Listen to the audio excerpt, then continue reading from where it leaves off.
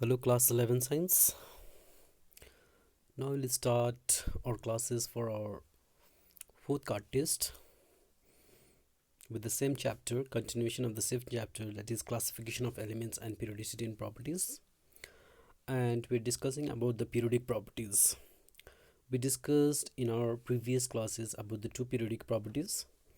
One was atomic size and the second one we discussed was ionization potential or ionization energy.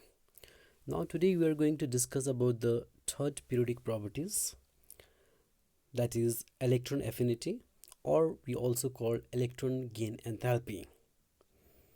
So we'll see what is it, what are its trend across a period and down a group. So the definition of electron affinity tells us it is the amount of energy released while converting a neutral gaseous isolated atom into a negatively charged gaseous ion, that is anion, by the addition of electron is called electron affinity. If you remember the definition of ionization energy, it was the amount of energy required to remove one electron from its outermost shell of an isolated gaseous atom, whereas electron affinity is the amount of energy released when one electron is added to the outermost shell of an isolated neutral atom to convert into a negatively charged ion. Say for example, if you take an element X and you add an electron, it would convert into X minus, that is anion, plus energy will be released. Okay, that energy we call it as electron affinity. Unit for electron affinity is electron volt per atom, or it is expressed as kilojoule per mole. Electron affinity is represented by negative sign. Okay, electron affinity is represented by a negative sign. Now the next is electron affinity depends on two factors. One is atomic size and other is nuclear charge. Now let us see how it will depends on it.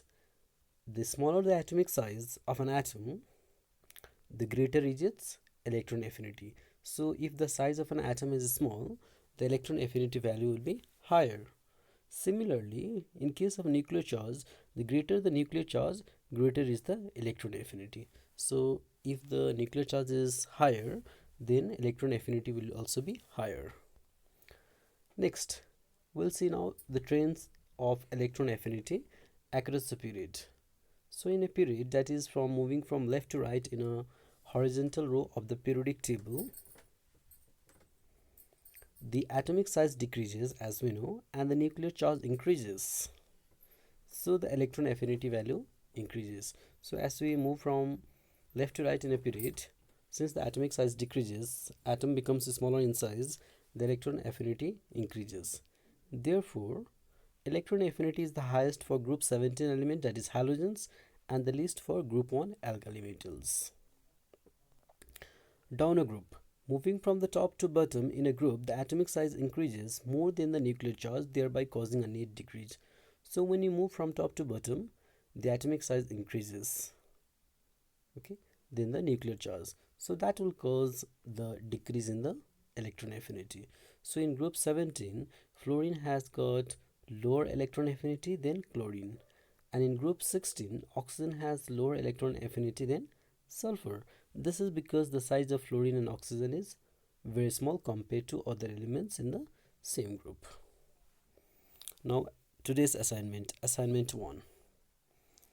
Define electron affinity, write its unit. Question number 2. On what factors does electron affinity depends and how? Question number 3. Write the trend of electron affinity in the following: across a period and down a group. And question number 4. Explain why the electron affinity of fluorine and oxygen has lower electron affinity value in their respective groups. And the last one is why inert gases have 0 electron affinity. So complete this assignment and send it in